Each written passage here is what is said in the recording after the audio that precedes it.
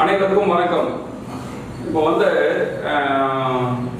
சமீப காலத்தில் மழை பெஞ்சதை பற்றி சொல்லிட்டு இருந்தாங்க. நம்ம ஆசிரமத்தில் பார்த்தீங்கன்னா ஒரு பெரிய ஒருத்தர் இருந்தார். அவர் பேர் முனுசாமி ரெட்டியார் அப்படின்னுவாங்க. அப்படியே வருவார். அந்த நெல்லாம் சைடில் அறுவடை பண்ணியிருப்பாங்க. எல்லாம் பண்ணிவிட்டு பெரிய அந்த ஷீட்டு போட்டு அதில் பூச்சி வைப்பாங்க. அவர் ஒரு வாரத்துக்கு முன்னாடி என்ன பண்ணுவார், அப்படியே வருவார். அப்படியே அவர் ரொம்ப வயசானவர், 75 வயசுக்கு மேலே இருக்கும். இந்த கண்ணை அப்படி வைப்பார், அப்படி பார்ப்பார். பார்த்து நல்லா அறுவடை பண்ண சாமி, பொருள் இப்படி தான் இருக்கும். அவருக்கு சாமி நல்லா அறுவடை பண்ண சாமி அப்படின்வார். என்ன ரெடியாருன்னா ஈசானியம்னு சொல்ல தெரியாது. ரொம்ப சபலமாக கலோக்கியல் லாங்குவேஜ் அந்த மாதிரி. ஈசானம் மட்டும் எனக்கு அமௌண்டம் போட்டுக்குது, மழை வந்துடும், அதை பார்த்துக்கிட்டேங்க என்பார். அடுத்து ஒரு 2-3 நாட்களில் பார்த்தீங்கன்னா அறுவடை பண்ணி நெல்லை அடித்து அந்த மிஷின் ஆகி போச்சு. அடித்து எல்லாம் போட்டு மேலே பிளாஸ்டிக் போட்டு கட்டிட்டாங்கன்னா அவர் சொன்ன மாதிரியே இது நடக்கும். கரெக்டாக 1 வீக் அதிகபட்சம் நல்லா கொட்டி தீர்த்துடும். அவ்வளோ ஒரு அற்புதமான ஒரு விஷயம். இன்னைக்கு நம்ம வான்வெளியை பார்த்து மேலடுக்கு கீழடுக்குன்னு சொல்லிட்டு இங்கேருந்து பெய்யும் அங்கேருந்து பெய்யும்னு சொல்லிட்டுருக்காங்க. அவர்கிட்ட கற்றுக்கிற பாடம் அந்த ஈசானிய குதிர் அப்படின்ற இடத்துல இந்த மூட்டங்கள் எப்படி இருக்குன்றது ரொம்ப அழகாக பேசினாங்க. அவங்க எதை வச்சு கண்டுபிடிச்சாங்க? என்ன சேட்டலைட் அமைச்சு மேலடுக்கு சுழற்சி, கீழடுக்கு சுழற்சி, வெப்பசலனம் இதெல்லாம் பார்த்தாங்களான்னா அந்த உணர்வோடு ஒன்றிய நிலை. வானமும் பூமியும் வேற வேற இல்லை. பூமி காலா இருந்தால், உட்கார்ற இடமா இருந்தால் வானம் நினைவா இருக்கு. இந்த நினைவின் தாக்கத்தை சரியான முறையில் பிடிக்கும் பொழுது இந்த விஞ்ஞானம் பொய்ச்சு போகுது. அதை விஞ்ஞானம்னு சொல்றோம். விஞ்ஞானம் அந்த இக்குன்றது சைலண்ட் ஆயிடும். விஞ்ஞானம் அப்படின்றது விஞ்ஞானம்ன்றது தான் சரியான ப்ரொனவுன்சியேஷன். இந்த இடத்துல பார்க்கும் பொழுது இந்த விஞ்ஞானம்ன்றது பொய்ச்சு போகுது, தோற்று போகுது அந்த இடத்துல. அப்ப மெய்ஞான பாதையின் துவக்கம் ஒரு மனிதர்கிட்ட அனுபவ அறிவா கால சுழற்சியா இருந்தது. ஒரு காலத்தில் இன்னைக்கெல்லாம் நீங்கள் மீனவர்கள் கடலுக்கு செல்ல வேண்டாம் அப்படின்றத சேட்டலைட்ல இருக்க மேப்பை பார்த்துட்டு நம்ம சொல்லிட்டு இருக்கிறோம். ஆனா உண்மையான நிலவரம் என்னன்னு பார்த்தீங்கன்னா, பெரியவரை கடல் நீங்க போகாத போடா, போய் வேலை போ அப்படின்னு ரொம்ப அசால்ட்டா பேசுவாங்க. சில பெரியவங்க தான் இறங்க மாட்டாங்க. அதுக்கெல்லாம் என்ன பண்ணுவாங்க, சபை கூட்டம்னு போடுவாங்க. இந்த சபை கூட்டத்தில் வரும் பொழுது பார்த்தீங்கன்னா ஆலமரம் பொதுவாக ஆலமரத்தை வச்சாக்கா பஞ்சாயத்து பண்ணுவாங்க. அரச மரத்துக்கு கீழே உட்காந்தா அறிவுரை சொல்லுவாங்க. என்ன சொல்ல வரும்? ஆலமரத்துக்கு கீழே வச்சா நீங்க கிண்டல் பாதுகாத்து பண்ணீங்க ஆரம்பிச்சுட்டாங்கப்பா, ஒரு டப்பாவை தூக்கினேன் அப்படின்னு கிண்டல் பண்ற இடமா அது. அந்த ஆல மரத்துல பிரம்ம ராட்சசன் குடியிருக்கிறான் அப்படின்னு ஒரு விஷயங்களை அந்த காலத்தில் சொல்லிட்டு. பிரம்மம் என்றால் படைப்பிற்கு காரணமான மூலம், ராட்சசன் என்றால் வெகு வேகமாக செயல் புரிபவன் அர்த்தம்.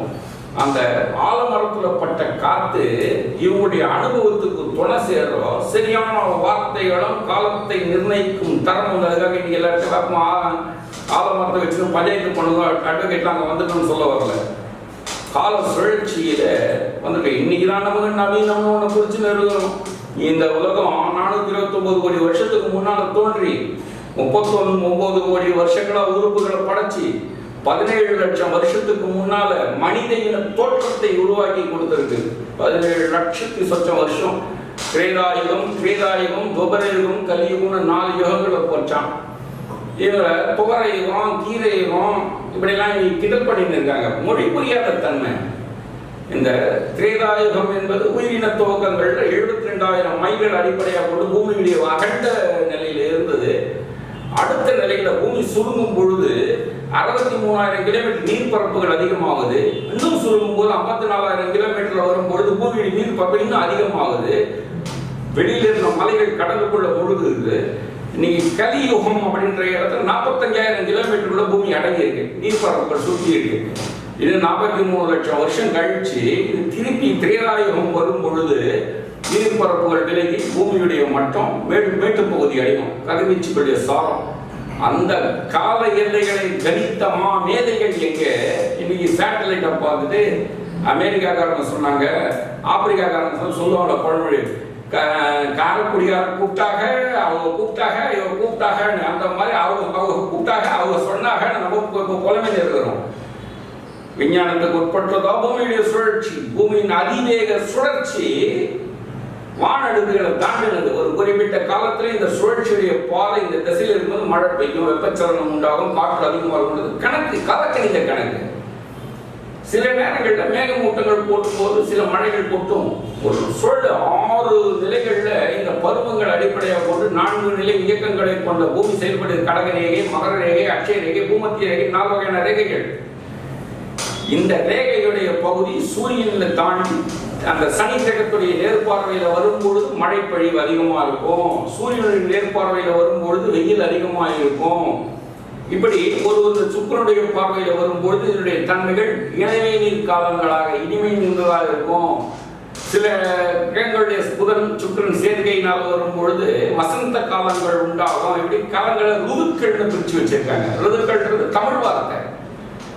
ஒரு பருவம் அடைந்த பெண்ணை ருதுவடைந்தவள் தான் சொல்லுவாங்களே தவிர வேற எதுவும் சொல்ல முடியாது. ருதுன்றது சுத்த தமிழ் வார்த்தை. தமிழ் நம்ம மறந்துட்டு எல்லாத்தையுமே சான்ஸ்கிரிட்டா பார்க்க ஆரம்பிச்சு நாங்கள் தமிழர்கள்ன்றோம். அந்த தமிழர்களா அப்படின்னா தமிழர்கள் புலப்படுறோம். ஆக எதையுமே இந்த கால சுழற்சியை சரியாக கணக்கிட தெரிந்தால் ஒருவன் சிறந்தவனாக உலகத்துடைய இயக்கமாக அவர்களின் வழியாக இருப்பான். பஞ்சாயத்து மண்டபங்கள்ல ஆலமரத்து கீழே உட்காரும் பொழுது பஞ்சாயத்து சொல்றதுக்கும் அரச மரத்து கீழே இருக்கும்போது அறிவுரை வழங்கும் தான் பெரிய பெரிய மரங்கள்லாம் வச்சாங்க.